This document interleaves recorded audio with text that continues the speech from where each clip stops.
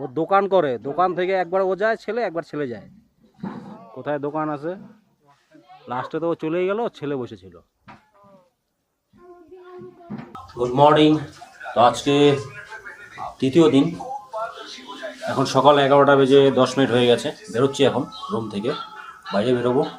তারপর চলো দেখা যাক আজকে কোথায় যাই বা কী করি, সেসব তোমাদের সাথে শেয়ার করবো। এখন সামনে ম্যারাথনিস্টরা।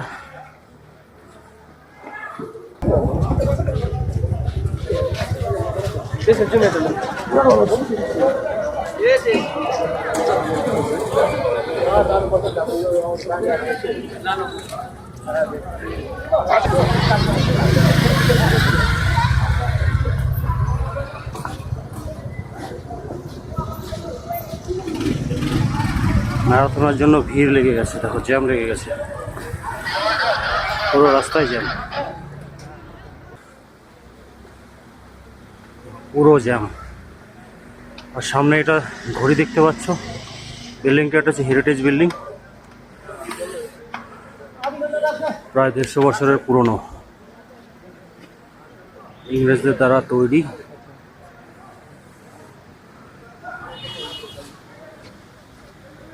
আর নিচে দেখো একটা মূর্তি আছে, ঘোড়ার উপর গোর্খা মূর্তি।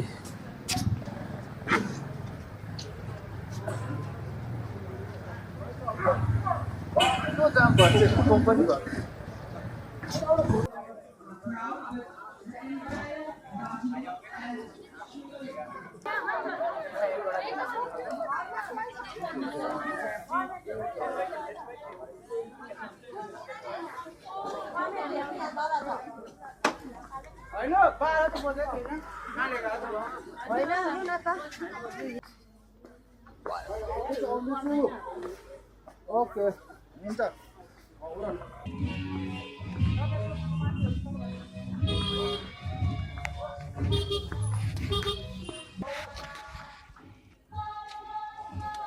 चौबिस तारिक घर जान्छु।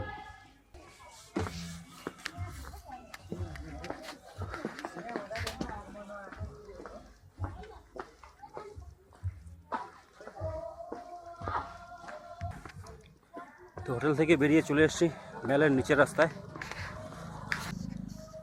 এখানে একটা বাঙালি বাড়ি ছিল, বিখ্যাত বাঙালি বাড়ি ছিল, যেটা এখন বর্তমানে মিউজিয়াম হিসেবে ব্যবহার হয়। তো সেখানেই যাচ্ছি, চলো যদি খোলা থাকে তোমাদেরকেও দেখাবো।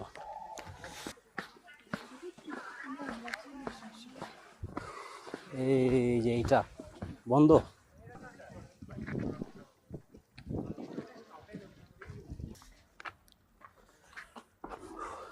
তো হোটেল থেকে বেরিয়ে আমি চলে এসেছি একজন বিখ্যাত বাঙালির বাড়ির সামনে, যেটা বর্তমানে একটি মিউজিয়াম হিসেবে পরিচিত, একটি মিউজিয়ামে পরিণত হয়েছে।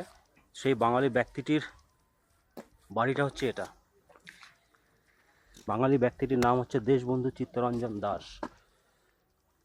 এখানে গান্ধীজি এসেছিলেন, তারও অনেক ছবি এবং স্মৃতি এখানে আছে। দেশবন্ধু চিত্তরঞ্জনেরও অনেক কিছুই এখানে দেখতে পাওয়া যায়, যদিও এটি বন্ধ।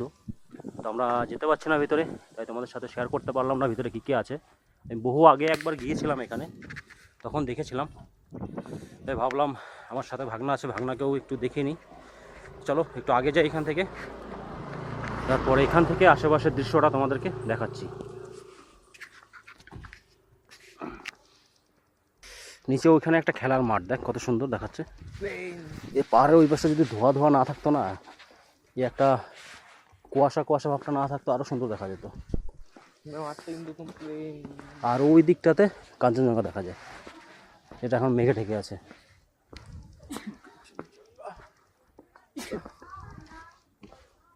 অনেক নিচে নামে গেলাম, কিন্তু এরপর কিন্তু হাইটে রিটার্ন যাওয়াটাও মুশকিল হবে।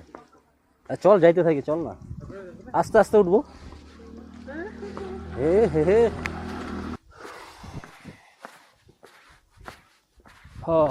আর এদিকটা দেখো, নিচের পাহাড়টা অন্ধকার হয়ে আছে, আর দূরের পাহাড়গুলোতে সব রোদ পড়েছে, তো সেগুলো ঝকঝক করছে। তো এদিকে আর বিশেষ কিছু নেই, এরকমই কোনো ভিউ পয়েন্টও আর পাবো না। তো যা দৃশ্য এদিক থেকে দেখা যাচ্ছে। তো চলো এবার আবার মেল রোডের দিকে ফিরে যাই। এখানে দেখো সুন্দর ফুল গাছ।